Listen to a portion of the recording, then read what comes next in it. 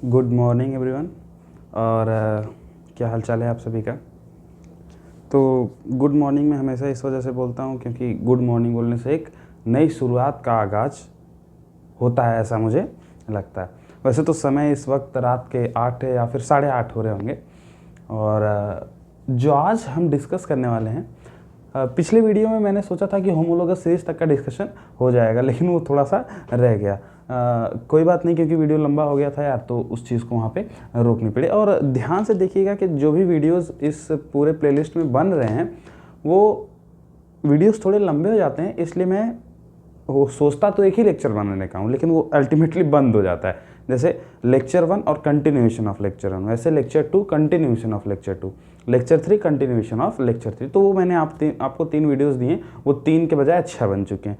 और आपको एक लेक्चर देखिए, जैसे पहला लेक्चर है तो पहला लेक्चर और कंटिन्यूएशन ऑफ पहला लेक्चर दोनों आपको एक साथ देखने पड़ेंगे, ताकि जहाँ से पहला लेक्चर छूटा है वहीं से डायरेक्ट आपको कंटिन्यूएशन देखिए। इन दोनों के बाद आप चाहो दूसरा कभी भी देख सकते हैं, जैसे जहाँ से लेक्चर 2 चालू है उसको आप कभी भी देख सकते हैं लेक्चर 1 और कंटिन्यूएशन ऑफ लेक्चर 1 के बाद। लेकिन ये जो 2 वीडियोज़ हैं जहाँ पे लेक्चर 1 कंटिन्यूएशन ऑफ लेक्चर 1 है, इसको आपको साथ में देखने पड़ेंगे। ऐसे ही सारे वीडियोज़ हैं। तो आइए चलिए इस टॉपिक को स्टार्ट करते हैं। और होमोलोगस सीरीज़ का डिस्कशन हमें करना था, हम नहीं कर पाए थे, अब हम ये चालू करते हैं। और ये हम लोग पढ़ना है study of functional group. Actually ये कुछ और नहीं, होमोलोगस सीरीज़ के ही अंदर आता है, तो बहुत बड़ी चीज़ें नहीं हैं। हाँ, लेकिन कंसेप्चुअल क्लियरिटी आज हमारी बहुत अच्छी होने वाली है, क्योंकि कुछ अच्छे अच्छे टॉपिक्स आज हम लोग डिस्कस करने वाले हैं, है ना। चलिए आइए देखने की कोशिश करते हैं होमोलोगस सीरीज़ क्या है। तो सबसे पहली बात मैं ये बताने की कोशिश करता हूँ होमोलोगस सीरीज़ क्या है। इसके लिए मैं आपको छोटा सा एग्जाम्पल एक देता हूँ। एग्जाम्पल है मिथेनॉल का। मिथेनॉल क्या है? CH3OH, है ना, मिथेनॉल है। मिथेनॉल को अगर आप ध्यान से देखें, चारों बॉन्ड अगर आप दिखाने की कोशिश करें तो ये कुछ ऐसा होगा,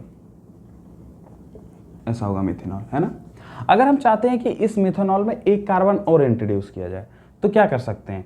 हमको देखिए अल्कोहल तो रखना है, क्योंकि हम केवल एक कार्बन बढ़ाना चाह रहे हैं, तो हमको क्या करना पड़ेगा? एक हाइड्रोजन हटा के क्या लगा देना पड़ेगा? एक नेक्स्ट कार्बन लगा देना पड़ेगा। जैसे ये लगा दिया आपने, है ना, एक कार्बन ये लगा दिया आपने। ध्यान से देखिएगा तो ये ऐसा कुछ हो जाएगा। यहाँ पे एक कार्बन ये लगाया तो CH3 यहाँ पे एक लगा दिया। देखिए आप ध्यान से, अब ये क्या बन चुका है? CH3 और ये क्या है? CH2 और ये क्या हो चुका है? OH, ऐसा हो चुका है। यानी कि अगर आप एक कार्बन और इसमें इंट्रोड्यूस करना चाहते थे तो नेक्स्ट कंपाउंड क्या बनता आपको? CH3 CH2 OH बनता, जो कि हमने यहाँ पे देख लिया। अच्छा, ध्यान से अगर हम देखें कि अगर हमको चाहना कि एक कार्बन और हम इसमें इंट्रोड्यूस कर दें, ये तो एक कार्बन हमने जोड़ा, एक कार्बन हम चाह रहे हैं कि और जोड़ दें, तो क्या आता? CH3 CH2 CH2 OH, है ना, यही तो आता। अच्छा, अब ध्यान से समझने वाली बात क्या है? समझने वाली बात ये है कि अगर हमसे कोई पूछे कि बताओ इन दोनों में क्या लिंक आपको दिख रहा है और क्या डिफरेंस दिख रहे हैं, क्या सिमिलैरिटीज दिख रही हैं, तो पहली बात, अगर सिमिलैरिटीज की बात करेंगे तो दोनों में OH ग्रुप है ना। इसमें भी OH ग्रुप है, इसमें भी OH ग्रुप है, एज अ फंक्शनल ग्रुप जिसको हम लोग बोलते हैं, वो यही है। अच्छा, और डिफरेंस क्या दिख रहा है?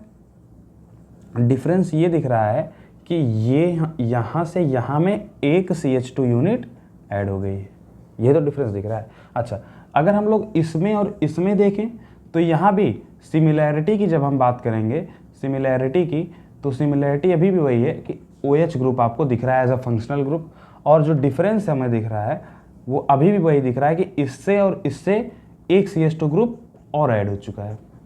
ठीक है, एक CH2 ग्रुप और ऐड हो चुका है। अच्छा, अगर हम लोगों को बताना हो, जैसे हम कहते हैं क्या है कि दादाजी थे, दादाजी के जनरेशन क्या हुई, ट्रांसफर हुई तो आए पिताजी, पिताजी की जनरेशन ट्रांसफर हुई तो आए बेटे लोग। तो ऐसे ही है, यहाँ पे जब इसका नेक्स्ट जनरेशन आया तो एक CH2 ऐड हो गया, ऐसे इसका नेक्स्ट जनरेशन आया तो एक CH2 और ऐड हो गया। तो जब हमको पूछा जाए कि इसमें और इसमें क्या अंतर है तो हम कहेंगे एक CH2 ऐड हो जा रहा है।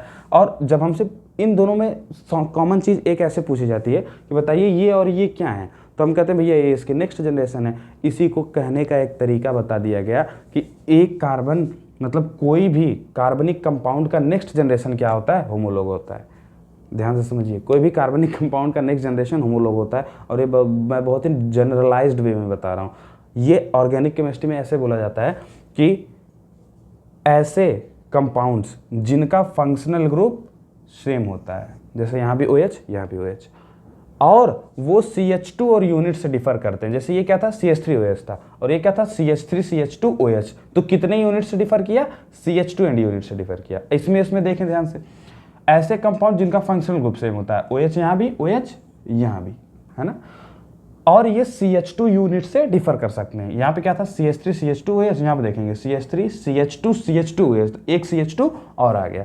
तो ऐसे कंपाउंड्स, ऑर्गेनिक कंपाउंड्स जो CH2 और यूनिट्स से डिफर करते हैं, वैसे ऑर्गेनिक कंपाउंड्स को हम लोग होमोलोग बोलते हैं। क्या बोलते हैं, होमोलोग बोलते हैं, होमोलोग बोलते हैं। और उस पूरी सीरीज को क्या बोला जाता है, उस पूरी सीरीज को हम लोग होमोलोगस सीरीज बोलते हैं।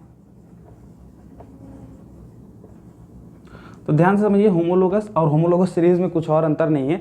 कार्बनिक कंपाउंड्स में मतलब कोई भी, मतलब एक सिमिलर फंक्शनल ग्रुप वाला आपको कंपाउंड होना चाहिए। जैसे कि अगर आप जनरेशन की बात कर रहे हैं तो ह्यूमन के जनरेशन की बात करिए, या फिर अगर आप किसी एनिमल के जनरेशन की बात कर रहे हैं तो उसी के जनरेशन की बात करिए।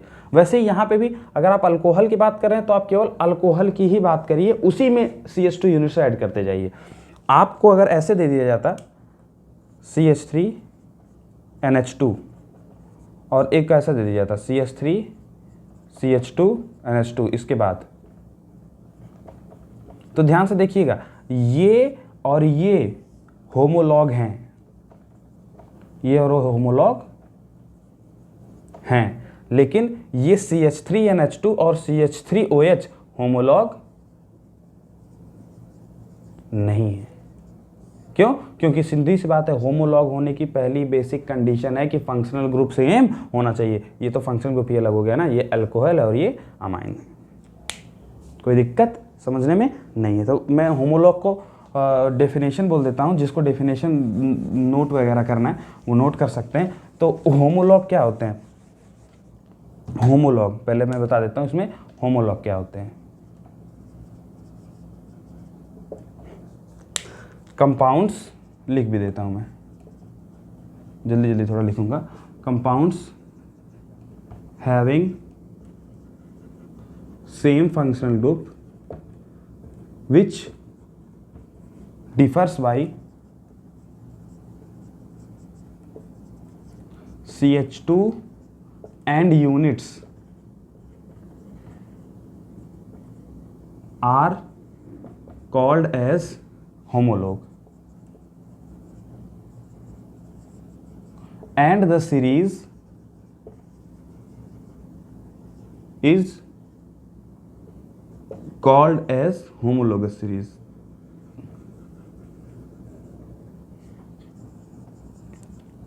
ओके जी, इसको हिंदी में भी बोल देते हैं। ऐसे दो कंपाउंड्स जो सेम फंक्शनल ग्रुप के हों, जिनके फंक्शनल ग्रुप सेम हो और डिफर किससे कर रहे हो, अंतर किससे आ रहा है उनका, CH2 यूनिट से, वैसे दो कंपाउंड्स होमोलोग कहलाएंगे। और वैसी जो सीरीज बनती जाएगी पूरी, उसको होमोलोगस सीरीज का नाम दे देंगे। चलिए, ये चीज़ हमको समझ में आ गई। अब अगला चीज़ जो हमको देखना है वो है प्रॉपर्टीज, होमोलोगस सीरीज की properties. What are the properties of homologous series, इसको देखते हैं ध्यान से। पहली चीज़ तो हमने ये बता ही दी कि फंक्शनल ग्रुप सेम होता है। ये चीज़ समझ में आ ही गई कि होमोलोगस सीरीज जब भी हम पढ़ेंगे तो इसमें फंक्शनल ग्रुप्स सेम होंगे। ओके, आइए देखते हैं। फंक्शनल ग्रुप सेम होंगे, जैसे CH3OH था तो नेक्स्ट होमोलॉग इसका क्या होगा, CH3CH2OH। और इसका नेक्स्ट होमोलॉग क्या होगा, इसका नेक्स्ट होमोलॉग होगा CH3CH2CH2OH। कोई दिक्कत समझने में? तो पहला बात तो क्या हो गया, फंक्शनल ग्रुप इज सेम, यहाँ भी OH और यहाँ भी OH और यहाँ भी OH। देखिए तीनों, ये इसका होमोलॉग और इसका होमोलॉग ये, तो तीनों का फंक्शनल ग्रुप सेम है। दूसरी बात क्या है, differs by CH2 units. n लिखने का मतलब क्या है, n जैसे जैसे बढ़ता जाएगा वैसे वैसे होमोलोगस सीरीज बड़ी होती जाएगी। यानी कि n आप 1 रखेंगे तो पहला मेंबर आएगा होमोलॉग सीरीज का, N2 रखेंगे तो दूसरा मेंबर आएगा। अंतर कितने का आएगा? वो CH2 का, इसीलिए हमने CH2N लिखा है। तो डिफर्स बाय CH2N यूनिट्स। कोई दिक्कत है? कोई दिक्कत नहीं, ये बात भी आपको शायद समझ में आ गई होगी। तीसरी बात ये है कि अगर CH2 यूनिट से डिफरेंस आ रहा है तो आप एक बात आपने पढ़ी होगी शायद इनऑर्गेनिक कंपाउंड में कि हर एलिमेंट का, हर एटम का अपना एक मास होता है जिसको एटॉमिक मास बोलते हैं। तो CH2 का भी अपना एक एटॉमिक मास होगा। इसमें एक कार्बन है और 2 हाइड्रोजन है। एक कार्बन का एटॉमिक मास होता है 12 और 2 हाइड्रोजन का होता है 2। तो यानी कि CH2 का जो एटॉमिक मास आया वो 14 आया। तो हर होमोलॉग मतलब CH3 और CH3CH2OH में क्या अंतर है? एक CH2 का ही तो अंतर है। तो हर होमोलॉग का जो मॉलिक्यूलर फार्मूला होगा वो CH2 के मॉलिक्यूलर फार्मूला से डिफर करता रहेगा। तो differ by the molecular formula, sorry formula मैं बार बार बोल दे रहा हूँ, molecular weight, differ by the molecular weight of CH2। Her homologue CH2 के मॉलिक्यूलर वेट से डिफर करता रहेगा। क्यों भाई? क्योंकि हर होमोलॉग में CH2 का अंतर आ रहा है तो CH2 का मॉलिक्यूलर वेट का भी तो अंतर आएगा, इसलिए CH2 के मॉलिक्यूलर वेट से डिफरेंस होता रहता है। ये अलग चीज़ है, इसको नहीं नोट करिएगा, ये नोट करने वाला पॉइंट है। अब बात आती है, अब ध्यान देखने वाली बात क्या है कि एक CH2 का मॉलिक्यूलर वेट कितना होता है? 14 होता है। तो हर होमोलॉग में 14 मॉलिक्यूलर वेट का इजाफा होता जाएगा। तो ईच होमोलॉग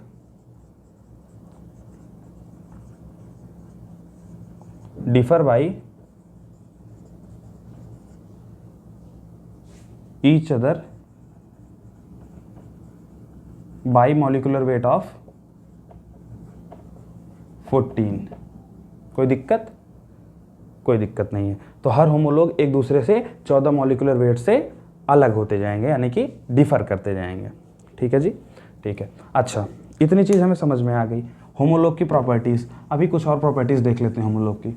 कुछ और प्रॉपर्टीज़ क्या हैं? जैसे अगर मैंने कहा था कि एक CH3OH है और दूसरा CH3CH2OH है तो ये दोनों होमोलॉग हैं।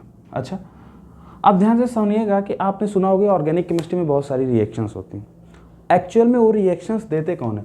वो रिएक्शंस देते हैं आपके ये फंक्शनल ग्रुप्स, जैसे अल्कोहल हो गया, अमाइन हो गया, ईथर हो गया, एल्डिहाइड हो गया, कीटोन हो गया। ये सारे क्या है? फंक्शनल ग्रुप्स है। और रिएक्शन इस कार्बन की नहीं होती, इन फंक्शनल ग्रुप्स की होती है। तो जो रिएक्शन ये OH यहाँ पे देगा वही रिएक्शन ये OH तो यहाँ पे भी देगा। अगर आप किसी चीज़ से, मान लीजिए कोई X रिएजेंट है, उससे इस कंपाउंड को रिएक्ट करवा रहे हैं और इस कंपाउंड को भी रिएक्ट करवा रहे हैं, तो यहाँ पे इस X कंपाउंड की रिएक्शन OH से ही तो होगी क्योंकि फंक्शनल ग्रुप ही है। वैसे ही यहाँ पे X की कंपाउंड की रिएक्शन इस OH ग्रुप से होगी। तो जो रिएक्शन की टाइप है, रिएक्शन की टाइप वो तो दोनों की एक ही रहेगी ना। जिस प्रकार से ये वाली रिएक्शन होगी उसी प्रकार से ये वाली भी रिएक्शन होगी। अगर दोनों रिएक्शन एक टाइप से हो रही हैं तो क्या हम ये कह सकते हैं क्या कि इनकी केमिकल प्रॉपर्टीज सेम रहेंगी? क्योंकि केमिकल प्रॉपर्टीज क्या है? केमिकल प्रॉपर्टीज, किसी का रिएक्शन कैसा हो रहा है, किसी का रिएक्शन कैसा हो रहा है, 2-3 ग्रुप का अगर एक ही टाइप का रिएक्शन हो रहा है तो एक ही टाइप के प्रोडक्ट देंगे। अगर एक टाइप के प्रोडक्ट दे रहे हैं तो यानी कि सेम टाइप के केमिकल रिएक्शंस हो रहे हैं। तो क्या हम ये कह सकते हैं क्या homologs gives similar homologs have similar chemical properties, gives नहीं have, homologs have similar chemical properties। ठीक है, यहाँ तक कोई तकलीफ नहीं होनी चाहिए। अगला पॉइंट आता है अंतर कहाँ आ रहा है? अंतर आ रहा है एक CH2 यूनिट में, एक होमोलॉग से दूसरे होमोलॉग में CH2 यूनिट का अंतर आ रहा है। अगर CH2 यूनिट का अंतर आ रहा है तो उससे क्या फ़र्क पड़ जाएगा? उससे फ़र्क ये पड़ जाएगा कि फिजिकल प्रॉपर्टीज़ में डिफर आ जाएगा। हो सकता है हार्डनेस में डिफर आ जाए, डक्टिलिटी में डिफर आ जाए, मेलेबिलिटी में डिफर आ जाए। तो ये सारी क्या है? ये सारी फिजिकल प्रॉपर्टीज़ हैं। तो फिजिकल प्रॉपर्टीज़ अलग हो सकती हैं क्योंकि जाहिर सी बात है नंबर ऑफ कार्बन ही तो केवल बढ़ रहा है, फंक्शनल ग्रुप तो वही है। तो केमिकल प्रॉपर्टीज़ तो वैसे भी बदलने वाली नहीं है। अंतर किस में आ सकता है? फिजिकल प्रॉपर्टीज में डिफर हो सकता है। Homologs have different physical properties. कोई दिक्कत? कोई दिक्कत नहीं। ये सारी बातें हो गई पूरी की पूरी किसकी? होमोलोगस सीरीज की। तो होमोलोगस सीरीज मोटा मोटी बात करें तो कुछ और नहीं होता है, दो ऐसे कंपाउंड्स जिनमें CH2 यूनिट का डिफरेंस हो और दोनों सेम फंक्शनल ग्रुप की हो, तो वो क्या होती हैं, होमोलॉग होती हैं। और ऐसे ही अगर आप सीरीज बनाते चले जाएंगे तो वो एक होमोलॉगस सीरीज का रूप ले लेती है। और होमोलॉगस सीरीज में कुछ नहीं होता, मैंने आपको बताया है, अगर CH2 से डिफर करेंगी तो उनका मॉलिक्यूलर वेट भी CH2 के हिसाब से डिफर करेगा, और एक CH2 का मॉलिक्यूलर वेट होता है 14, तो एक होमोलॉग से दूसरे होमोलॉग में 14 मॉलिक्यूलर वेट का डिफरेंस आ जाता है। उसके बाद से क्योंकि सेम फंक्शनल ग्रुप से ये बिलोंग करते हैं तो सेम फंक्शनल ग्रुप के रिएक्शंस भी सेम होंगे। अगर सेम फंक्शनल ग्रुप के रिएक्शन सेम होते हैं तो इसी वजह से उनकी केमिकल प्रॉपर्टीज भी डिफर नहीं करती है। और उसी हिसाब से अगर देखें तो केवल कार्बन ही तो बढ़ रहे हैं, अगर कार्बन बढ़ रहे हैं तो उनकी जो फिजिकल प्रॉपर्टीज हैं केवल वो चेंज हो सकती हैं। तो ये पूरी बात हो गई अपने होमोलॉगस सीरीज की। चलिए, अब इसी होमोलॉगस सीरीज में हम लोग डिस्कशन करना था हम लोगों को एक और चीज़ की, वेरियस फंक्शनल ग्रुप की डिस्कशन हम लोग को करना था, study about various functional groups. तो अब उसमें हम लोग छोटे छोटे पॉइंट्स देख रहे हैं। एक मिनट, हाँ, तो हम डिस्कस करने वाले हैं वेरियस फंक्शनल ग्रुप्स के बारे में।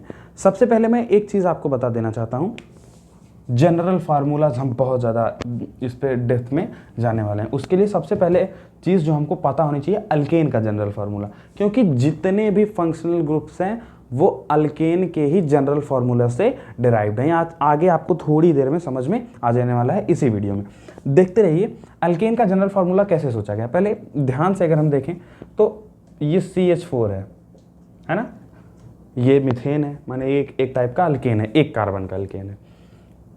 C2H6 दूसरे टाइप का अल्केन है। C3H8 ये 3 कार्बन का अल्केन है, ये 2 कार्बन का अल्केन है और ये 1 कार्बन का अल्केन है ना। जब हमसे पूछी गई कि इनमें और इनमें कोई सिमिलरिटी बताइए कि ये कैसे बने होंगे, इनमें कुछ सिमिलरिटी बताइए, इनमें कुछ सिमिलरिटी बताइए, तो हमने सोचना चालू किया और हमने कहा यार अच्छा, अगर हमें C3H8 को लिखना है तो हम कैसे लिख सकते हैं। तो हमारे दिमाग में ऐसे तो लिख ही सकते हैं, C3H 2 × 3 + 2। इसको लिखने का एक तरीका हमने सोचा कि इसको कैसे लिख सकते हैं, C3H 2 × 3 + 2, मतलब 2 3 6 2 8। अच्छा, इसको लिखना था तो इसको कैसे लिख सकते हैं, तो ये C2 था तो C2 लिख दिए, H 2 × 2 + 2 लिख दिए, कोई दिक्कत है। अगर ये C4H10 होता तो कैसे लिखते, C4H 2 × 4 + 2, वही तो है C4H10, ऐसे लिखने का एक तरीका था। तो ये CH4 जब हमको दिया गया था हमने कहा C1H 2 × 1 + 2, इसको ऐसे लिख सकते हैं, ऐसे लिख सकते हैं। ऐसे ही जब हमको कोई भी अल्केन दिया जाएगा तो उसमें एक चीज़ हमें देखने को मिल रही है कि यहाँ पे जब C1 था तो C1H 2 × 1 + 2, C2 है तो C2H 2 × 2 + 2, ये चीज़ आपको सिमिलर हर जगह दिख रही है। ये जो C अगर जैसे X होता तो क्या होता, XH 2 × X + 2, यही तो होता, हर जगह आपको यही तो देखने को मिल रहा है। 3 है तो 2 × 3 + 2, 4 है तो C4H 2 × 4 + 2, तो N होता तो CNH 2 × N + 2, और X है तो CXH 2 × X + 2, तो एक सिमिलरिटी हमें देखने को मिली। और अगर N होता तो ये क्या होता, CNH 2 × N + 2। ऐसा ही तो सारे इसी चीज़ से तो हमें सारे अल्केन का लिंक पता चल जाता है ना, कि इसी हिसाब से तो सारे अल्केन हमें दिख रहे हैं कि ऐसे ही अल्केन का एक नॉर्मल ट्रेंड होता है। इसलिए हमने कह दिया कि यार ये अल्केन का जनरल फार्मूला है। ये क्या है, अल्केन का जनरल फार्मूला है, ये अल्केन का एक जनरल फार्मूला है। इस हिसाब से अगर आप यहाँ पे n की वैल्यू में 1 2 3 4 रखेंगे, मतलब कितना कार्बन है अगर आपको वो पता हो, तो यहाँ पे n क्या है, नंबर ऑफ कार्बन। अगर आपको वो पता चल जाए, आप उठा के यहाँ पे रख दीजिए, आपको पता चल जाएगा वो किस टाइप का अल्केन है और उसका पूरा आपको मॉलिक्यूलर फार्मूला पता चल जाएगा, है ना। तो ये एक जनरल ट्रेंड बना, उसी ट्रेंड से हमने एक फार्मूला निकाल लिया जिसको हमने जनरल फार्मूला बोल दिया, और जिसमें जो n है हमने कह दिया कि ये नंबर ऑफ कार्बन होगा। तो हमको अल्केन का जनरल फार्मूला कैसे निकले, थोड़ा थोड़ा हमको आइडिया यहाँ से मिल जाता है। बेसिक बात ये है कि अब आपको हमेशा ये समझना नहीं है कि अल्केन का जनरल फार्मूला कैसे निकलता है, रटा हुआ होना चाहिए। अल्केन का जनरल फार्मूला CnH2n + 2 ही होता है, ये हमेशा रटा हुआ होना चाहिए। अब आइए देखिए ध्यान से, कुछ चीज़ें अब हम लोग करने वाले हैं। यहाँ पे मैं लिखता हूँ होमोलोगस सीरीज। ये बहुत ही अच्छी चीज़ें हैं, ये आप लिखते चलेंगे मेरे साथ साथ तो नहीं, मेरे बाद भी लिख सकते हैं स्क्रीन को पॉज करके, कोई दिक्कत नहीं। Homologous series. उसके बाद यहाँ पे डी यू क्या भी है, डिग्री ऑफ अनसैचुरेशन। उसके बाद general formula, okay, and then its first member. ये सारी चीज़ें हम लोग इसमें देखने वाले हैं, ध्यान से आइए। एक एक कंपाउंड को, एक एक फंक्शनल ग्रुप को हम लोग स्टडी करते हुए अब हम लोग चलेंगे। जो पहली चीज़ है वो हम लोग अल्केन का ही देखते हैं। अल्केन है क्या, carbon carbon single bonded linked, ठीक है। अल्केन की डी हम लोग रेफरेंस के तौर पे 0 मान के चलते हैं, और इसका जनरल फार्मूला हमें पता ही चल गया है। अल्केन का जनरल फार्मूला क्या होता है, CnH2n+2। n कुछ भी हो सकता है, 1 2 3, वो क्या हुआ, नंबर ऑफ कार्बन है, ठीक है। अच्छा, अगर इसके पहले मेंबर की बात करें कि अल्केन का पहला मेंबर क्या हो सकता है, तो n को 1 रख दीजिए, अगर ये n को 1 रखेंगे तो क्या आ जाएगा, CH4 आ जाएगा। ये कितने मेंबर का है, ये कितने कार्बन का है, फर्स्ट मेंबर ऑफ अल्केन, एक कार्बन का हमें दिख रहा है वहां पे, ओके। चलिए दूसरी बात करते हैं, ये हो गया अल्केन की डिस्कशन हमारा। अब आते हैं अल्कीन पे। अल्कीन क्या है, carbon carbon double bond, carbon carbon double bond. ध्यान से देखिए तो इसमें एक डबल बॉन्ड आ गया, यानी कि एक पाई बॉन्ड आ गया क्या। और शायद हमने आपको यही बताया था कि डी का टोटल, डी क्या होता है, total D is equal to number of pi plus number of ring. तो कितना, यहाँ पे रिंग तो है नहीं, लेकिन एक पाई है, तो डी 1 होगा। डी कितना हो गया इसका, 1। अच्छा, डी 1 होने का मतलब क्या है, पहले ही आपको बताया कि एक डी का मतलब हो गया, ध्यान से देखिए, एक डी का मतलब एक हाइड्रोजन मॉलिक्यूल की कमी, 1H2 की कमी, या फिर कहें तो 2 हाइड्रोजनों की कमी, ओके। ये चीज समझ में आ रही है, एक डी का मतलब एक हाइड्रोजन मॉलिक्यूल या फिर 2 हाइड्रोजनों की कमी। अब देखिए इसका जनरल फार्मूला क्या बनेगा, CnH2n+2। ये किसका है, एल्केन का है, लेकिन क्योंकि ये एल्केन में DU 1 है, यानी कि एक हाइड्रोजन मॉलिक्यूल या फिर 2 हाइड्रोजन यहाँ पे कम होंगे, है ना। ये जो हम लोग लिख रहे हैं H2n+2, ये क्या है, हाइड्रोजन की संख्या ही तो है। अब कह रहे हैं कि एल्केन में 2 हाइड्रोजन कम रहेंगे, अगर 2 हाइड्रोजन कम रहेंगे तो 2 माइनस कर दीजिए, 2 माइनस कर दीजिए। तो जो जनरल फार्मूला बनता है वो क्या बनता है, CnH2n, ओके। ये क्या है, ये जनरल फार्मूला है अल्कीन का। अब आप ध्यान से अगर इसके फर्स्ट मेंबर की स्टडी करना चाहें तो अल्कीन का पहला मेंबर क्या होगा, अल्कीन का पहला मेंबर यही तो होगा मेरे हिसाब से, CH2 डबल बॉन्ड CH2, क्योंकि एक तो डबल बॉन्ड आना चाहिए, एक पाई बॉन्ड तो आना चाहिए, तभी तो अल्कीन बनेगा। और ये कितने मेंबर्ड है अल्कीन का, देखिए अल्कीन का जो फर्स्ट मेंबर है वो 2 मेंबर्ड कार्बन चेन है, इसीलिए इसका जो n होगा वो कितने से चालू होगा, 2 से चालू होगा, 2 3 4 5, यहाँ से इसका n 1 से चालू हो रहा था क्योंकि इसका पहला मेंबर एक ही कार्बन का था, लेकिन इसका n 2 से चालू होगा। मतलब अगर आपसे पूछा जाए अल्कीन का फर्स्ट मेंबर बताइए, तो आप अल्कीन के जनरल फार्मूला CnH2n में क्या डालेंगे, 2 डालेंगे। वहीं अगर आपसे पूछा जाए अल्कीन का दूसरा मेंबर बताइए, तो उसी के जनरल फार्मूला में 3 डालना पड़ेगा। पूछ सेकंड मेंबर रहा है, लेकिन n को क्या रखना पड़ेगा, 3 रखना पड़ेगा, क्योंकि अल्कीन का सेकंड मेंबर ही 3 कार्बनों का हो जाता है।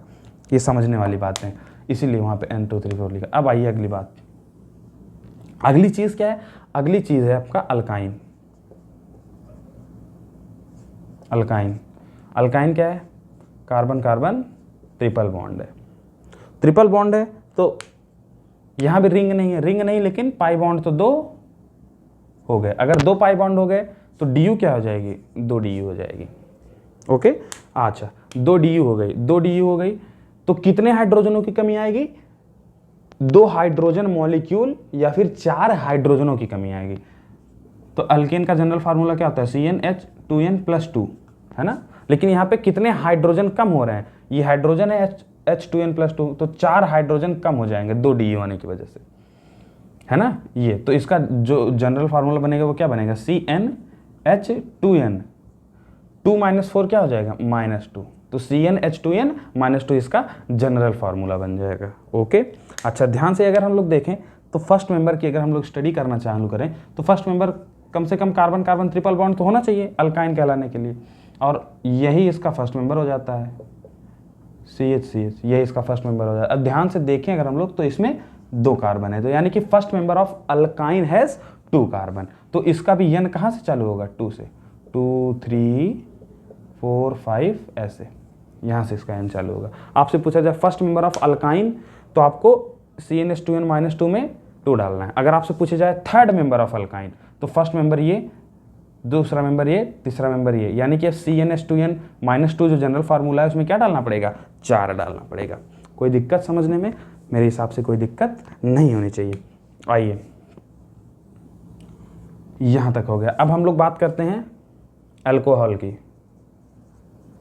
अल्कोहल क्या है, अल्कोहल है ROH, ये है अल्कोहल। ध्यान से अगर हम लोग देखें तो ये क्या है, अल्कोहल में जनरली ये अल्कोहल कार्बन चेन से सिंगल बॉन्ड लिंक है, तो ROH है तो DUSA 0 है एल्केन के हिसाब से देखें तो इसका जनरल फार्मूला जो बन जाएगा वो क्या बन जाएगा, CnH2n +2 किसका होता है, एल्केन का। कोई अंतर नहीं आता, हमने कल भी सीखा था। और अंतर क्या है, केवल एक ऑक्सीजन एक्स्ट्रा जुड़ गया, ऑक्सीजन के जुड़ने से हाइड्रोजनों में कोई कमी भी नहीं आती, तो एक ऑक्सीजन जुड़ गया तो उसको एज इट इज O लिख सकते हैं, CnH2n +2 O। ये किसका हो गया, it is the general formula of alcohol. ठीक है, अगर इसके फर्स्ट मेंबर की बात करें तो क्या लिखा जा सकता है, CH3OH, यानी कि एक मेंबर्ड कार्बन। अल्कोहल का पहला मेंबर जो होगा वो एक कार्बन का होगा, इसलिए जो इसका N चालू होगा वो क्या होगा, 1 2 3 4 5 ऐसे होगा N। फर्स्ट मेंबर पूछे तो 1 रखेंगे, सेकंड मेंबर पूछे तो 2 रखेंगे, थर्ड मेंबर पूछे तो आगे बढ़ा सकते हैं। आइए अगला चीज़ देखते हैं। अगला बात आता है ईथर का। ईथर का, ईथर क्या होता है, ईथर होता है ROR-, ये होता है अपना ईथर। ठीक है, अब ध्यान से देखें ये भी सिंगल बॉन्ड लिंक है, तो DU इसकी भी 0 है। DU अगर इसकी 0 है तो अगर आप ध्यान से देखें तो इसका भी जनरल फार्मूला क्या बनेगा, CnH2n +2 अल्केन हो गया। फिर ऑक्सीजन कितना है, एक ऑक्सीजन है तो एक ऑक्सीजन लगा देंगे। ठीक है, अगर आप फर्स्ट मेंबर की बात करें तो फर्स्ट मेंबर ईथर का क्या होगा, वो है एक CH3 इधर जुड़ा है और एक CH3 इधर जुड़ा है। ठीक है, एक CH3 उधर जुड़ा है और एक CH3 इधर जुड़ा है, तो दो मेंबर नहीं, 2 कार्बन है ईथर के पहले मेंबर में। ईथर का पहला मेंबर कितने कार्बन का होता है, 2 कार्बन का होता है, इसलिए इसका जो N चालू होता है वो कहाँ से चालू होता है, 2 3 4 5 यहाँ से चालू होता है। कोई दिक्कत है समझने में। अच्छा अब देखिए क्वेश्चन कैसे पूछा जा सकता है। क्वेश्चन आपसे ऐसे पूछा जा सकता है कि ऐसा कौन सा फंक्शनल ग्रुप है ना, ऐसा कौन सा फंक्शनल ग्रुप है जिसका जनरल फॉर्मूला अल्कोहल के रिजेम्बलेंस में आता है और उसके पहले मेंबर में 2 कार्बन होता है। कितना शानदार क्वेश्चन है कि ऐसा कौन सा फंक्शनल ग्रुप है जिसका जनरल फॉर्मूला अल्कोहल से मिलता है और उसके पहले मेंबर में 2 कार्बन होता है। सोचिए अल्कोहल से मिलता जनरल फार्मूला किसका है, ईथर का है, और ईथर के पहले मेंबर में 2 कार्बन है। तो व्हाट इज द आंसर, आपके ऑप्शन में दे सकता था ईथर दे सकता था, कीटोन दे सकता था, एल्डिहाइड दे सकता था, अल्कोहल दे सकता था और ईथर दे सकता था। तो सीधी सीधी बात है ईथर आंसर जा रहा है, क्योंकि ईथर का जो जनरल फार्मूला है, ईथर का जनरल फार्मूला CnH2n +2 O वो किसके सिमिलर है, अल्कोहल के जनरल फार्मूला के सिमिलर है। बस अंतर कितना है कि ईथर का जो फर्स्ट मेंबर है वो 2 कार्बन का होता है, और यही क्वेश्चन में दिया था कि ईथर का जो पहला मेंबर मतलब अल्कोहल का जो पहला मेंबर है वो 2 कार्बन चेन का होना चाहिए। एक सेकेंड, चलिए ये मैंने मिटा दिया है और आप लोग स्क्रीन को पॉज करके उस चीज़ को पूरा नोट डाउन कर लें जिन्होंने भी नहीं लिखा है, क्योंकि ये बहुत मस्त चीज़ें हैं यार।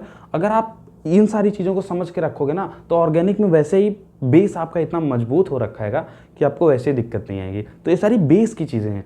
क्योंकि हमें कई बार लगता है कि यार ऑर्गेनिक तो हमें अच्छे से आते हैं, लेकिन हमें बेसिक्स कई बार हमारे नहीं अच्छे होते हैं, और यही सारी चीज़ें जो हमारी बेसिक्स को अच्छा करती हैं। चलिए अगला चीज़ लिखते हैं, अगला होमोलॉगस सीरीज, अगला की बात करते हैं। अब हम लोग बात करते हैं एल्डिहाइड की। एल्डिहाइड, एल्डिहाइड क्या होता है? Aldehyde is RH≡COOH, this is aldehyde. Aldehydic group ऐसे होता है, C≡OH, ये एल्डिहाइडिक ग्रुप है। इसको हम लोग एल्डिहाइडिक ग्रुप से रिप्रेजेंट करते हैं। आपको हमेशा ऐसे, इसको ऐसे भी लिखा जा सकता है, कई बार ऐसे लिखा दिया जाए CHO, इसका मतलब CH और O, इसको ऐसे ही आप बनाते हैं। इसका शॉर्ट फॉर्म है, मतलब उसको कंडेंस फॉर्म में ऐसे लिख दिया जाता है। ये एल्डिहाइडिक पूरा ग्रुप है। अच्छा ध्यान से, यहाँ R और H क्यों लिखा गया है? मतलब यहाँ पे H लगेगा तो भी एल्डिहाइड है, और R लगेगा तो भी एल्डिहाइड है, उसमें कोई परिवर्तन नहीं आएगा। एल्डिहाइड मतलब अगर R लग जाएगा तो ये कार्बन चेन वाले एल्डिहाइड हो जाएंगे, अगर H लग जाएगा तो ये चेन यहीं पे रुक जाएगी। ठीक है, आइए देखते हैं, इसकी स्टडी करते हैं हम लोग। R और H लगाने से कोई फर्क नहीं पड़ता। R H का मतलब है यहाँ पे H भी लग सकता है इस बॉन्डिंग पे, और यहाँ पे R ग्रुप भी लग सकता है। R ग्रुप मैंने आपको बताया था रेडिकल होता है, रेडिकल मतलब कुछ भी नहीं, कार्बन की चेन्स होती। अब आइए ध्यान से देखिए, मार्कर्स में लिखा गया यहाँ पे। चले DU के बारे में देखिए। DU क्या कहा था मैंने? DU is the total number of pi bonds plus total number of ring, यही तो मैंने कहा था। रिंग तो यहाँ पे इस कंपाउंड में आप देखिए तो रिंग तो कोई है नहीं, लेकिन एक पाई बॉन्ड दिख रहा है, किसके किसके बीच में? कार्बन और ऑक्सीजन के बीच में, क्योंकि अगर दो बॉन्ड बने तो एक तो सिग्मा रहा होगा और एक पाई रहा होगा, तो एक पाई बॉन्ड हमें इसमें दिख रहा है। अगर एक पाई बॉन्ड है तो एक DU तो होना ही होना है। जनरल फार्मूला की अगर हम बात करें तो क्या लिखेंगे? CnH2n+2 किसका होता है? अल्केन का होता है। अब एक DU है तो दो हाइड्रोजन कम होंगे, अगर दो हाइड्रोजन कम होंगे तो -2 लिख देंगे, क्योंकि हाइड्रोजन में 2 घटा हुआ है। और कितना ऑक्सीजन है? एक ऑक्सीजन है, तो ये अगर इसका जनरल फार्मूला आप लिखना चाहें तो ये बन गया CnH2n, 2 में से 2 घटाए तो 0 हो गया, तो ये O। ये किसका जनरल फार्मूला है? It is the general formula of aldehyde, है ना। अगर इसके फर्स्ट मेंबर की बात हम लोग कर लें तो, क्योंकि यहाँ पे R भी रख सकते हैं, H भी रख सकते हैं, तो अगर फर्स्ट मेंबर की बात करें तो हाइड्रोजन ही रखिए, कोई फर्क नहीं पड़ता, क्योंकि जितने कम से कम कार्बन होंगे फर्स्ट मेंबर में उतना ही अच्छा है। H≡OH, ये क्या है? ये फर्स्ट मेंबर ऑफ एल्डिहाइड है। कितने कार्बन का है? एक कार्बन का है। तो N कहाँ से चालू होगा? अगर इस जनरल फार्मूला में आप देखें तो N 1 से चालू होगा, 1 2 3 4 एक्स्ट्रा, है ना। ये एल्डिहाइड है। कोई दिक्कत? कोई दिक्कत नहीं आनी चाहिए आपको शायद इसमें। चलें, अब आता है कीटोन। एल्डिहाइड हो चुका अपना, अब आता है कीटोन। कीटोन, कीटोन क्या है? R≡COO R', this is ketone. ध्यान से देखने वाली बात यह है कि एक पाई बॉन्ड यहाँ भी है, एक पाई बॉन्ड यहाँ है, तो DU इसका भी एक होगा। DU इसका एक होगा तो जनरल फार्मूला क्या होगा? CnH2n+2, एल्केन का। एक DU है तो -2 हाइड्रोजन यहाँ भी हो गया, एक ऑक्सीजन है तो O यहाँ भी हो गया, है ना। अब ध्यान से देखने वाली बात क्या है कि CnH2n, 2 में से 2 गए 0, तो एक ऑक्सीजन यहाँ भी लगा दी, तो ये क्या हो गया? General formula of ketone. ठीक है, इसके फर्स्ट मेंबर की अगर हम बात करें तो C≡O ये हो गया, और एक कार्बन यहाँ, एक कार्बन यहाँ, H3 लगा दीजिए, कोई दिक्कत वाली बात होने वाली नहीं है। तो इसके फर्स्ट मेंबर में कितना कार्बन है? 3 कार्बन है। तो ध्यान से अगर आप देखेंगे तो इसका N कहाँ से चालू होगा? 3 से चालू होगा, 3 4 5 6 और आगे बढ़ता हुआ चला जाएगा। अब आप देखिए, अब एल्डिहाइड और कीटोन का जनरल फार्मूला एक जैसा है, लेकिन उनके फर्स्ट मेंबर में जो कार्बन है वो अलग अलग है। एल्डिहाइड के फर्स्ट मेंबर में एक ही कार्बन है, वही कीटोन के फर्स्ट मेंबर में 3 कार्बन होते हैं, है ना। आपसे अगर कहीं पूछ ले कीटोन का थर्ड मेंबर बताइए, कीटोन का थर्ड मेंबर, तो कीटोन का जनरल फार्मूला क्या है? CnH2n। हम निकाल भी सकते हैं, कोई बहुत बड़ी चीज़ नहीं है, ऐसा नहीं है कि हम रट लें, हर एक का जनरल फार्मूला निकाल सकते हैं। कीटोन मतलब अगर हमको ग्रुप पता है, ये ग्रुप हमें पता होना चाहिए, कौन कौन सा किसका किसका ग्रुप है। C≡O, ये रिप्रेजेंटेशन होता है कीटोन का, ये ग्रुप मुझे पता है, तो मुझे पता है एक R यहाँ लगाना पड़ेगा, एक R यहाँ, ये पूरा ग्रुप आपको याद रहे, R≡C≡O R, है ना। तो ही आप, क्योंकि R, और अगर आपको ये पता होना चाहिए यहाँ पे R है कि H है, क्योंकि अगर आपको यही पता रहेगा उसी हिसाब से आप फर्स्ट मेंबर डिसाइड करते हैं। अगर मान लीजिए अगर यहाँ पे R ना हो के H होता तो हम यहाँ पे H लगा देते, और अगर H लगाते तो इसमें 2 ही मेंबर हो जाता कार्बन का, लेकिन क्योंकि अगर H लगाते तो एल्डिहाइड हो जाता है, इसीलिए यहाँ पे हमने दोनों साइड हमको R ग्रुप इंट्रोड्यूस करना पड़ा। और ये वाला फॉर्मूला आपको बेहतरी तरीके से याद होना चाहिए। अब आपसे पूछ ले मान लीजिए थर्ड मेंबर ऑफ कीटोन, तो आप क्या करेंगे, देखें ऐसे आपको पता है ये ग्रुप होता है कीटोन का, आप DU निकाल लिए एक। अल्किन का जनरल फार्मूला होता है CnH2n+2, आप एक DU है तो -2 कर दिए और एक ऑक्सीजन यहाँ पे लगा दिए, तो क्या बन गया CnH2n, ये बन गया जनरल फार्मूला ऑफ कीटोन। अब आपको पता है कि कीटोन के पहले मेंबर में 3 कार्बन होता है, पहले मेंबर में कितने कार्बन, 3 कार्बन होता है। तो क्या पूछा, थर्ड मेंबर ऑफ कीटोन, तो दूसरे मेंबर में 4 और तीसरे मेंबर में 5, तो तीसरे मेंबर में कितने कार्बन होंगे, 5 कार्बन होंगे। जनरल फार्मूला क्या है CnH2nO, तो n क्या रख देंगे 5, C5H10O, ये क्या आ गया, मॉलिक्यूलर फार्मूला आ गया of third member of ketone. लेकिन ये सब क्वेश्चन अभी हम डिस्कस करेंगे आगे, इसके लिए टेंशन आप ना लें, बहुत अच्छे अच्छे क्वेश्चन हम लोग डिस्कस करने वाले हैं इस चीज़ पे। चलिए, तो कीटोन और एल्डिहाइड का जनरल फार्मूला सिमिलर तरीके से आ गया। अब अगला चीज़ है कार्बोक्सिलिक एसिड।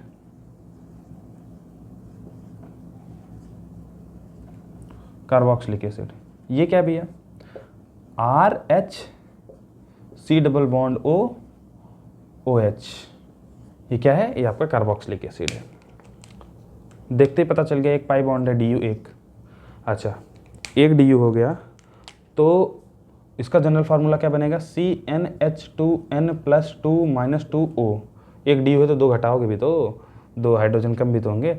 अच्छा, अगर इसके फर्स्ट मेंबर की बात करें, क्योंकि हाइड्रोजन लगाया जा सकता है, तो फर्स्ट मेंबर क्या है HC≡OH, ये हो गया फर्स्ट मेंबर। तो कितने कार्बन हो गए फर्स्ट मेंबर में, 1 कार्बन होते हैं। इसको हम लोग फॉर्मिक एसिड बोलते हैं। नाम नहीं आपको बता रहा हूँ, नाम बता रहा हूँ, कोई दिक्कत नहीं है, अभी आपको ये सारे नाम आने लगेंगे आगे। देखिए फर्स्ट मेंबर में कितने कार्बन है, 1, तो जनरल फार्मूला क्या बना है यहाँ पे, पहले देखें CnH2n बना, O, और N कहाँ से चालू होगा, N1 से चालू होगा, 1 2 3 4, ये चीज़ है। ओके, चलिए और आगे आते हैं। कार्बोक्सिलिक एसिड का फर्स्ट मेंबर हो गया ये। अब आते हैं अगले चीज़ पे। अगला चीज़ है एस्टर। एस्टर क्या है,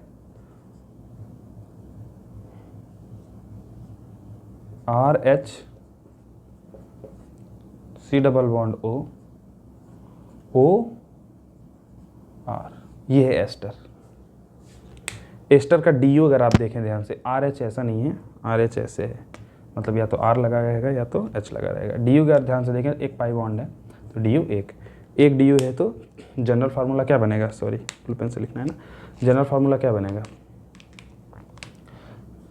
CnH2n+2, एक DU है तो -2, ऑक्सीजन इस बार 2 आ गए, एक ये और एक ये, तो O2। ओके, तो जनरल फार्मूला क्या बना CnH2nO2, this is the general formula of ester. और अगर आप पहले मेंबर की बात करें तो क्या हो जाएगा HC≡OCH3, क्योंकि यहाँ पे R था ना, तो फर्स्ट मेंबर में कितने कार्बन हो गए, 2 कार्बन हो गए। इसलिए अगर आपको एस्टर का पहला मेंबर निकालना है तो आपको N क्या रखना पड़ेगा 2, तो N कहाँ से चालू होगा, 2 से, 2 3 4 5, यहाँ से एस्टर का चालू होगा। ये चीज़ है जी, एस्टर की बात होगी। अच्छा, अगर आप ध्यान से देखें, ध्यान से आपको एक चीज़ दिख रही होगी, ये देखिए, ये पहले तो आप लिख लें, फिर मैं आपको इसके ऊपर डिस्कशन करता हूँ, ये आप नोट डाउन कर लें। जिसको नोट डाउन नहीं करना है वो स्क्रीनशॉट ले सकता है। खैर, अब देखिएगा ध्यान से, C≡OH, ये तो एल्डिहाइड ग्रुप होता है। फिर जिसको आप एस्टर कह रहे हो, एस्टर ग्रुप जनरली अगर हम रिप्रेजेंट करते हैं तो ऐसे C≡OR से, ये एस्टर का रिप्रेजेंटेशन होता है ना, एस्टर ग्रुप का। तो अगर आप ध्यान से देखें तो C≡OR तो दिख रहा है, लेकिन C≡OH भी तो दिख रहा है। C≡OH ये किसका रिप्रेजेंटेशन होता है, एल्डिहाइड का। फिर आप कैसे कह सकते हो कि ये एस्टर ही फंक्शनल ग्रुप है, ये एल्डिहाइड क्यों नहीं है। ये सारे बहुत अच्छे कंसेप्ट हैं, आगे चल के मैं आपको ये बताऊंगा कि एक प्रायोरिटी ऑर्डर होता है फंक्शनल ग्रुप्स का, है ना। जैसे पहले पे आता है कार्बोक्सिलिक एसिड, उसके बाद आता है आपका सल्फोनिक एसिड, फिर आता है एनहाइड्राइड, मतलब ऐसे ही पूरा प्रायोरिटी ऑर्डर है, मुझे भी एग्जैक्टली प्रायोरिटी ऑर्डर मैंने रट नहीं रखा, बट मुझे पता चल जाता है क्वेश्चन देखते समय इस प्रायोरिटी ऑर्डर में कौन ऊपर है और कौन किसके नीचे है। जैसे कार्बोक्सिलिक एसिड सल्फोनिक एसिड आ गया तो मुझे पता है कार्बोक्सिलिक एसिड थोड़ा सा ऊपर होता है। इसलिए अगर जब भी दो फंक्शनल ग्रुप आपको एक साथ दिख जाएं तो आप किसको प्रायोरिटी दोगे, ये उस प्रायोरिटी ऑर्डर के बेसिस पे डिसाइड होता है। आगे आपको बताऊंगा जब आईपीएससी नॉमेनक्लेचर हम लोग डिस्कस कर रहे होंगे। तो यहाँ पे दो फंक्शनल ग्रुप दिख रहे हैं, C double bond O H और C double bond O R, है ना, C double bond O R. तो एसिड सॉरी एल्डिहाइड और एस्टर दोनों दिख रहा है, तो आप किसको प्रायोरिटी दोगे, आगे चल के मैं बताऊंगा कि एस्टर एल्डिहाइड से ऊपर आता है प्रायोरिटी ऑर्डर में, इसीलिए जब भी एस्टर और एल्डिहाइड है तो हम प्रायोरिटी ईस्टर को देते हैं, इसीलिए हम लोग ने R H C double bond O R ही लिखा ही है, वरना हम ए एच यहाँ पे लिखते ही नहीं अगर हमको एस्टर बनाना होता। अगर एस्टर प्रायोरिटी में नीचे आता तो हम यहाँ पे एच क्यों लिखते, वरना अगर एच यहाँ पे लिख देते तो फिर ये पूरा ग्रुप तो एल्डिहाइड हो जाता ना, इसी वजह से ये एस्टर है। एस्टर क्यों बना, क्योंकि ये प्रायोरिटी ऑर्डर में एल्डिहाइड से ऊपर आता है। ये तो समझने वाली बात होगी, आगे हम लोग इसको डिस्कस कर लेंगे। चलिए इसको मैं रब कर रहा हूँ, अब जिसने नोट डाउन करना था कर लिया, जिसको स्क्रीनशॉट मारना था मार लिया। अब मैं इसको रब कर रहा हूँ। अगला चीज़ का डिस्कशन हम लोग करने वाले हैं, एस्टर तक हम लोग पहुँच चुके हैं, है ना। एक एक चीज़ हम लोग डिस्कस करते हुए आगे बढ़ रहे हैं, आइए देखते हैं।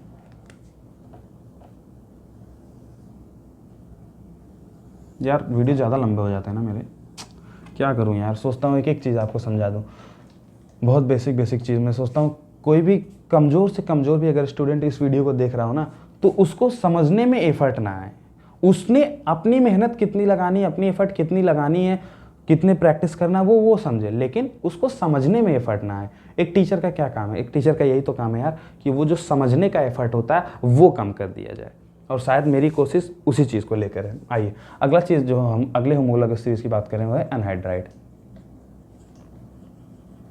What is anhydride? एनहाइड्राइड है आर एच, यहाँ मैं थोड़ा ऊपर लिखता हूँ क्योंकि और भी सारे ग्रुप्स के डिस्कशन करने पड़ेंगे हमें। आर या फिर H, C double bond O C double bond O R या फिर एच, दिस इज एनहाइड्राइड।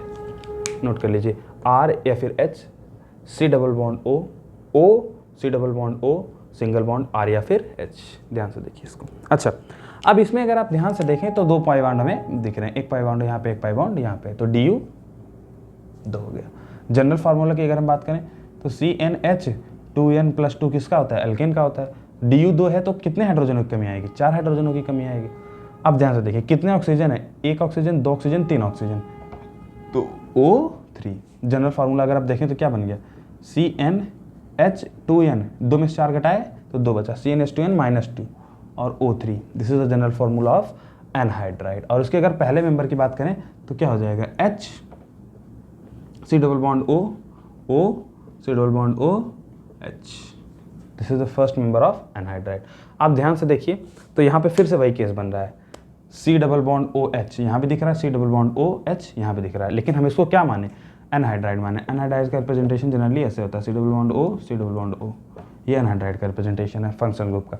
लेकिन अगर आप ध्यान से देखें तो इस यहाँ पे C डबल बॉन्ड OH भी आपको देखने को मिल रहा है यहाँ पे, तो फिर हमने इसको एल्डिहाइड क्यों नहीं बोल दिया। फिर से वही बात, एनहाइड्राइड एल्डिहाइड के मुकाबले प्रायोरिटी टेबल में ऊपर आता है, इसीलिए जब भी एनहाइड्राइड और एल्डिहाइड एक साथ आते हैं तो हम लोग प्रायोरिटी एनहाइड्राइड को दे देते हैं, ठीक है। इसीलिए तो हमने यहाँ पे हाइड्रोजन का ऑप्शन रखा, वरना हम हाइड्रोजन का तो ऑप्शन ही नहीं रखते ना, फिर तो हम यहाँ पे कार्बन इंट्रोड्यूस कर देते। अगर ये ऐसा कुछ होता कि एनहाइड्राइड नीचे आता तो हम यहाँ पे हाइड्रोजन रखते ही नहीं, फिर हमको कार्बन रखना पड़ता और फर्स्ट मेंबर बदल जाता। तो ये चीज़ समझने वाली है ना। तो फर्स्ट मेंबर में कितना कार्बन हो गया एनहाइड्राइड के, 2 कार्बन हो गए, फर्स्ट मेंबर में 2 कार्बन हो गए, ठीक है। तो n कहाँ से चालू होगा, n 2 से चालू होगा, 2 3 4 5 वगैरह, ठीक है। ये हो गया एनहाइड्राइड का। अगली चीज़ जो आती है, अगली चीज़ है 1 डिग्री अमाइन। 1 डिग्री अमाइन ये क्या है, 1 डिग्री अमाइन है RnH2। अच्छा, अगर आप ध्यान से देखें सिंगल बॉन्ड लिंक है तो DU0 है, तो अगर आप अब देखें, अच्छा एक चीज़ मैंने जो कल आपको समझाई थी, नाइट्रोजन के आने से हाइड्रोजन की संख्या में एक बढ़ोतरी हो जाती है। देखिए डीयू निकालते समय हम हाइड्रोजन कम कर देते हैं ना, वो तो एक ट्रिक है कि जब भी नाइट्रोजनस मतलब नाइट्रोजन आ जाए तो डीयू निकालते समय एक हाइड्रोजन घटा के डीयू निकालो। लेकिन ये तो है ना कि नाइट्रोजन अगर किसी कार्बन चेन में आ रहा है तो वो हाइड्रोजन को एक बढ़ा देता है। तो जब भी हम जनरल फार्मूला की बात करेंगे तो CnH2n+2 ये किसका जनरल फार्मूला है? अल्केन का। लेकिन क्योंकि जो नाइट्रोजन है उसके आने से हाइड्रोजन एक बढ़ जाता है, इसलिए हम हाइड्रोजन एक और यहाँ पे बढ़ा के लिखते हैं। CnH2n+2 तो पहले से था, एक हाइड्रोजन और एक्स्ट्रा, ओके, और यहाँ पे n है ही है। ये किसका जनरल फार्मूला बन गया? General formula of 1 degree amine, CnH2n+3n, it is the general formula of 1 degree amine. अच्छा, फर्स्ट मेंबर की अगर हम बात करें तो क्या हो जाएगा? This is the first member, और इसमें कितने कार्बन है? एक कार्बन है। तो n कहाँ से चालू होगा? n 1 से चालू होगा, 1 2 3 4 वगैरह वगैरह आगे बढ़ते जाएंगे। फर्स्ट मेंबर, सेकंड मेंबर कोई पूछे उसी हिसाब से बता देंगे। कोई दिक्कत है? कोई दिक्कत नहीं मेरे हिसाब से समझने में। चलिए अगला बात आता है 2 डिग्री अमीन। 2 डिग्री अमीन क्या है जी? NHRR, यह है 2 डिग्री अमीन, ठीक है। फिर से DU0, CN जनरल फार्मूला लिखने की कोशिश करेंगे, +2, क्योंकि नाइट्रोजन है तो हाइड्रोजन को 1 से बढ़ा देगा, हाइड्रोजन को 1 से बढ़ा देगा, और नाइट्रोजन एज इट इज़ है। तो जनरल फार्मूला क्या बन गया?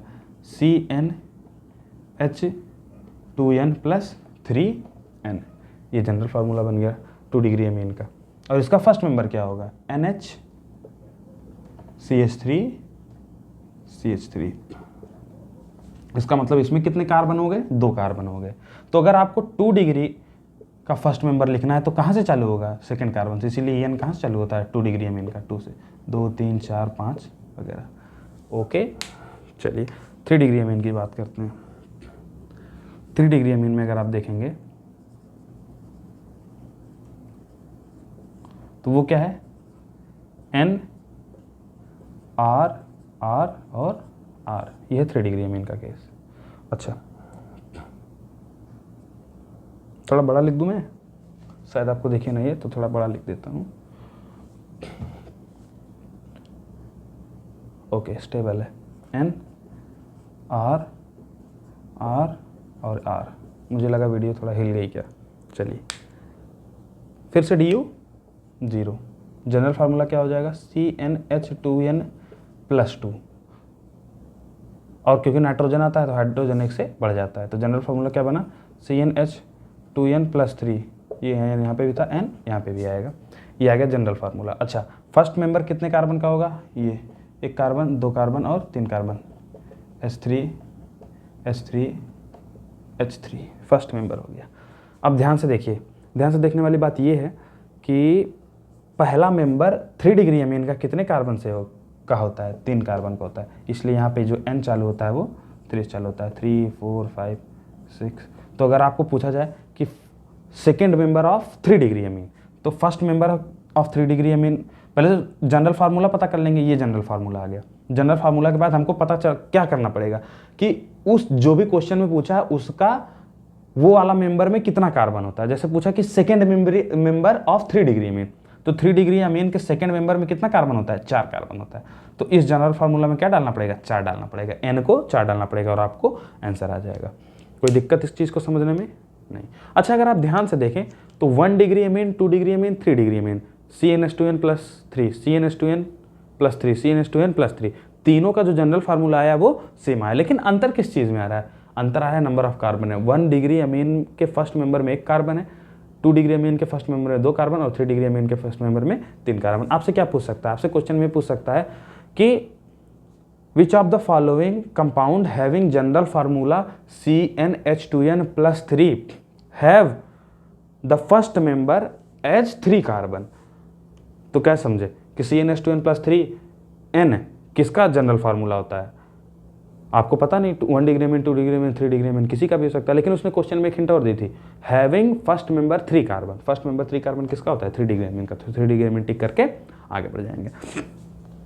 यहाँ तक की चीज़ समझ में आ गई होगी शायद आपको। चलिए आगे आगे थोड़ा सा डिस्कशन को और बढ़ाते हैं और इस टॉपिक को एंड पे ले जाते हैं। फिर कुछ क्वेश्चंस अच्छे अच्छे करेंगे हम लोग, बढ़िया बढ़िया क्वेश्चंस कराने वाला हूँ आपको।